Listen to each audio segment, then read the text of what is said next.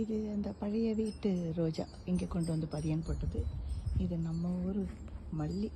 சும்மா இந்த 3 மாதமாக பூத்து குலுங்குது. சரியான பூ. பூ என்னமோ குட்டி குட்டியாக இதா அத்தனோண்டு தான் இருக்குது ஒரே ஒரு இதழோட. ஆனால் கொத்து கொத்து கொத்து கொத்தா அவ்வளோ பூ கண்டினியூவாக பூத்துக்கிட்டே இருக்குது. இது ஃபுல்லாக பயங்கரமாக பூக்குது. இது லெமன் நிறைய காய்ச்சி இருக்குது. என்ன பண்ணுறதுன்னு தெரியல எங்களால். எடுத்து அவள் ஆஃபீஸ் கொண்டு போய் கொடுப்பா. பச்சை மிளகாலாம் கூட ஆஃபீஸ் கொண்டு போய் கொடுப்பா. இது வந்து ஆப்பிள். இது ஒன்று ஒன்றா விழுந்துருது, தானே தரையில் விழுந்துருது ஒரு ஒரு ஆப்பிளாக. அதனால் சரி இதில் ஒன்று மட்டும் பறிச்சிடுறேன். அம்மாடி இந்த பறித்து சாப்பிட போகிறேன். பசங்க ஒன்று கூட சாப்பிட்றது இல்லைப்பா.